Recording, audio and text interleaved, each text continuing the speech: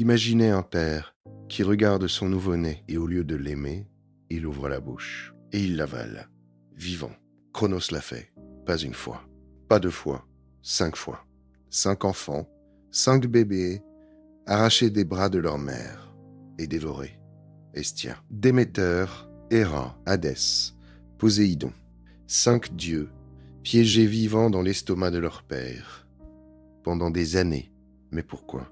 Pourquoi un père ferait-il une chose pareille ? Ce soir, on enquête sur Cronos. Psychopathe ou victime d'une prophétie ? Pour comprendre Cronos, il faut remonter au début, au tout début, quand lui-même n'était qu'un enfant avec un père monstrueux. Au commencement, il y avait Ouranos, le ciel, et Gaïa, la terre. De leur union sont nés les titans, 12 géants divins, dont Cronos. Mais Ouranos haïssait ses enfants. Il les trouvait laids, monstrueux. Alors il les a enfermés, dans les profondeurs de la terre, dans le corps même de leur mère. Gaïa souffrait. Ses enfants prisonniers lui causaient une douleur atroce. Elle a demandé à ses fils de se rebeller. Un seul a osé, Cronos. Une nuit, quand Ouranos est descendu sur Gaïa, Cronos attendait, caché, la faucille à la main. Ce qu'il a fait ensuite a changé l'univers. Cronos a castré son propre père. D'un seul coup de faucille, le sang d'Ouranos a créé les furies et les géants. La violence engendre la violence. Et dans son agonie, Ouranos a maudit son fils. Il a prophétisé « Tu seras renversé par ton propre enfant, comme tu m'as renversé. » C'est le destin des tyrans. Cronos est devenu roi, le roi des titans. L'âge d'or a commencé, mais les mots de son père ne l'ont jamais quitté. Et la peur a commencé à grandir. Les années ont passé. Cronos régnait. Mais il ne dormait plus. Chaque nuit, les mots d'Ouranos résonnaient. Tu seras renversé par ton enfant. Gaïa elle-même lui a confirmé. La prophétie était vraie. Un de ses enfants le renverserait, comme lui avait renversé son père. Le cycle se répéterait. Cronos avait un choix. Accepter son destin ou le combattre. Il a choisi de combattre, mais à quel prix ?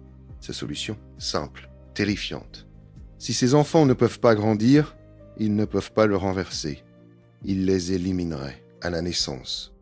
Quand Rhea est tombée enceinte, Cronos lui a annoncé « Chaque enfant me sera remis. » Immédiatement, et Rhea a compris ce que ça voulait dire. Premier enfant, Hestia, la future déesse du foyer. Rhea l'a tenue dans ses bras pendant quelques secondes de bonheur. Avant que Cronos n'arrive, Cronos a pris Hestia, et devant sa mère hurlante, il a ouvert la bouche, et il a avalé son premier enfant. Sans hésitation. Deuxième enfant, Déméter, avalé. Troisième, Héra, avalé. Quatrième, Hadès, avalé. Cinquième, Poséidon, avalé. 5 fois, Rhea a donné la vie. 5 fois, Cronos l'a prise. Mais voici le détail crucial. Cronos ne les a pas tués. Ils ne pouvaient pas. Ils étaient immortels. Ils étaient vivants, prisonniers dans son estomac, grandissant lentement. Et Rhea, après 5 enfants perdus, quelque chose a changé en elle. Le chagrin s'est transformé en rage. La rage en plan. Elle ne perdrait pas le 6e. Rhea s'est tournée vers Gaïa, sa belle-mère, celle qui avait armé Cronos contre Ouranos. Le cycle se répétait. Gaïa aimait les rébellions. Gaïa a révélé son plan, une grotte secrète en Crète. Rhea y accoucherait en secret, et Cronos ne saurait jamais. Dans la grotte du mont Dictée, Rhea a donné naissance à Zeus, un bébé différent, plus lumineux, plus puissant. Le 6e enfant, celui qui changerait tout. Puis Rhea a pris une pierre. Elle l'a enveloppée dans des langes. Elle lui a donné la forme d'un bébé. Et elle est retournée vers Cronos. Cronos n'a même pas regardé. Trop pressé, trop paranoïaque. Il a saisi le paquet. Et il a avalé la pierre, croyant avaler son fils. Pendant ce temps, Zeus grandissait en secret, nourri par la chèvre Amalthée, protégé par les curettes qui frappaient leurs boucliers pour couvrir ses cris. Le futur roi se préparait. Les années ont passé, Zeus a grandi, et il a appris la vérité. Ses frères et sœurs, prisonniers. Son père, le monstre. Zeus s'est allié à Métis, la titanide de la sagesse. Ensemble, ils ont élaboré un plan. Pas une attaque frontale, quelque chose de plus subtil. Zeus s'est infiltré. Déguisé en échanson, il a approché Cronos et il lui a offert une boisson spéciale, préparée par Métis. Cronos a bu, sans se douter, un simple geste. Et le destin s'est mis en marche. Le poison a frappé.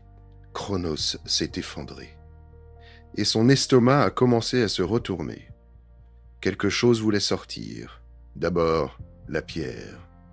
Puis Poséidon, Hadès, Déméter, Hestia, 5 dieux, adultes, furieux, libérés après des années de prison. Et ils voulaient leur vengeance. Pour la première fois, les 6 enfants de Cronos étaient réunis, face à leur père, le dévoreur, le tyran. Et la guerre a commencé, la titanomachie, 10 ans de guerre cosmique, Olympia contre Titan, enfant contre père. Le ciel lui-même a tremblé, Cronos a perdu. Le roi des titans, enchaîné devant ses propres enfants. Le tribunal de l'Olympe allait le juger.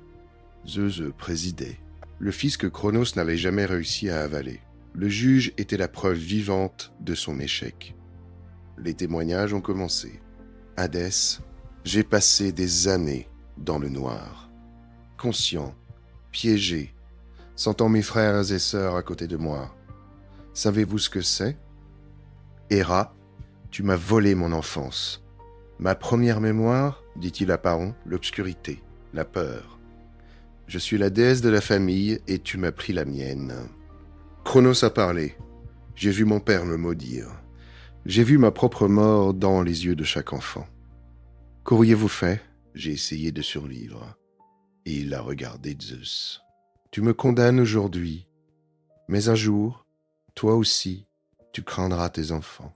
La prophétie ne meurt jamais. Elle attend. Zeus n'a rien dit, mais ses yeux ont changé, pendant une seconde, parce qu'il savait que Cronos avait raison.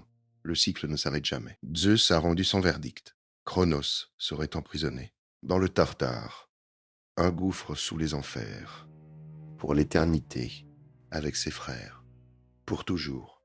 La prison de son père, Ouranos, devenait sa propre prison.